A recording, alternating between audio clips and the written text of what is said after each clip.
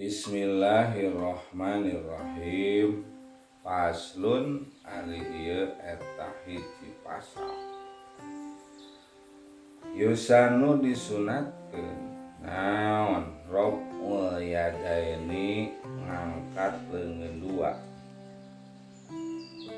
di arba'ata mawadi'a dina opat pirang-pirang tempat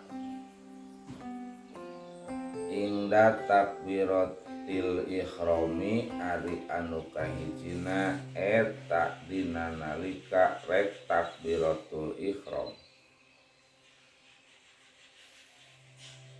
wa ingda ruku'i jeung ari anu kaduana eta dina nalika rek ruku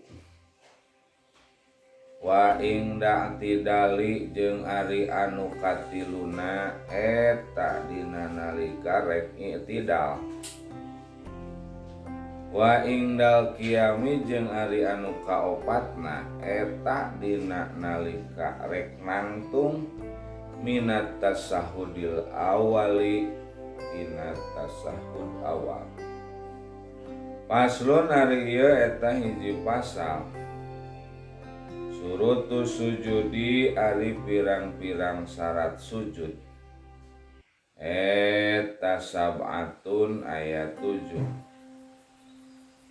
Ayas juda ari anu kahijina eta yen sujud si jalma ala sab'ati a'dha'i netepan kana 7 pirang-pirang anggota.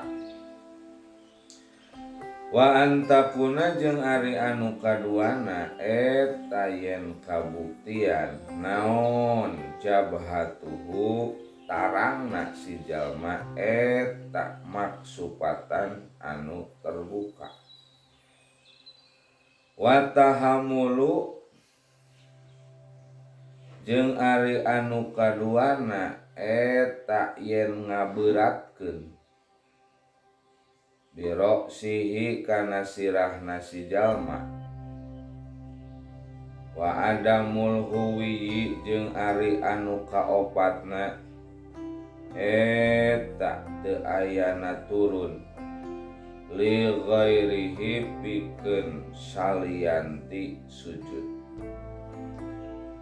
wa alayas juda jeung ari anu kalimana eta yen ulah sujud si jalma ala sayin kana perkara yataharraku anu usak-usik ieu se biharkatihi ku usikna si jalma wartifa'u aspalihi jeung ari anu kagenepna eta ngaluhurkeun handapna si jalma ala alihi ngahandapkeun luhurna si jalma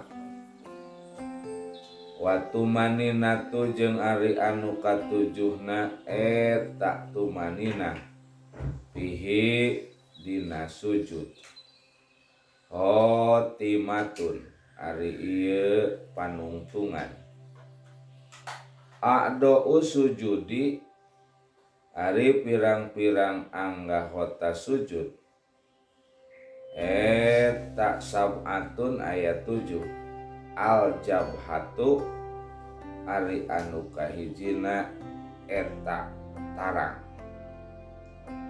wa butunul kafaini jeung ari anu kaduana jeung katiluna eta dampal tampah 2 waruk batani jeung ari anu kaopat jeung kalimana eta tuur 2 wa butunul asobi rijlaini jeung ari anu kagenep jeung katujuhna eta dampal ramo suku 2 wallahu a'lam bishawab.